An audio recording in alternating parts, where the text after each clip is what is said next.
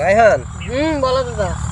এই বিলটা যদি আমার হইতো ভাই, এই বিল কোটি কোটি টাকার মাছ হইতো ভাই, তা আমি আজকে এই মোটামুটি মাঝের গ্রাম অঞ্চলে একজনা হয়ে যেতাম, জানিস?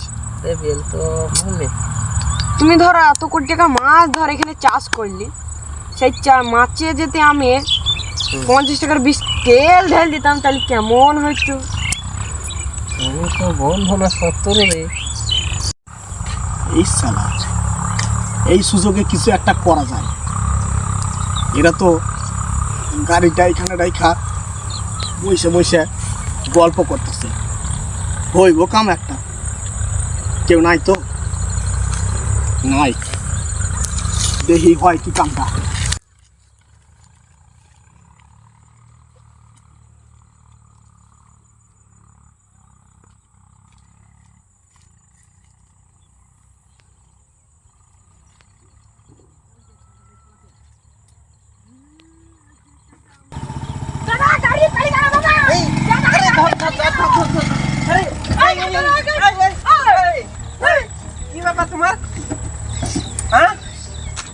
তোমার ব্যাপার কি?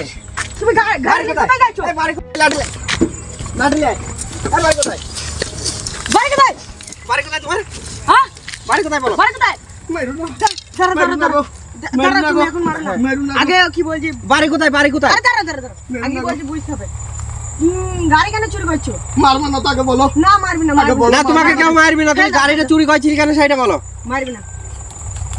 বাড়ি কোথায় তোমার? তুমি গাড়ি কেন চুরি করছো?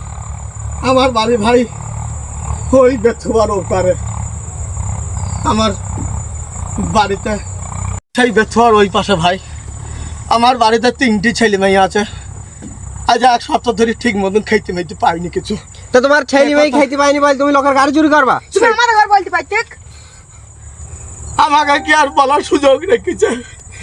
আমি আর বলার মতন পরিস্থিতি তুমি গরিব, আমরা তো সেই বড় লোক, 10 বিঘি জমি আমাদেরও নাই, আমরা গাড়ি চালিয়ে খাই। আমরা গাড়ি চালিয়ে খাই, তাহলে গাড়িটা যদি তুমি চুরি করো তাহলে আমরা কি করে খাবো? আমরা তো সেই বড় লোক নয়। তুমি যদি এসে বলতে যে আমার ছেলে মেয়ে আছে, আমরা 100 হোক 50 হোক যাই হোক তোমাকে সাহায্য করতাম। সত্যি ভাই, আমার রুজি রুটি বেরিয়ে তুমি তোমাকে মারবে না ভাই, তুমি সাহায্য করবো ভাই। সাহায্য করবো তো, গাড়িটা যে চুরি করেছিল এখন তো তোমার উপর আমার রাগ ধরছে। না ভাই, সত্যি বলছি, আমি চুরি করি না। এটা কিভাবে আমি জানি না। আজ 1 সপ্তাহ ছেলে মেয়ের খাবার জোটেনি, তাই ভাই আমি এই গাড়ি এরকম কাজ করছিলাম। আমি গাড়ি চালাতেও জানি না ভাই। আর তোমাকে এইভাবে হবে না, তুমি তো আবার কাল আরেকজনের কিছু চুরি করবা, তোমাকে পুলিশ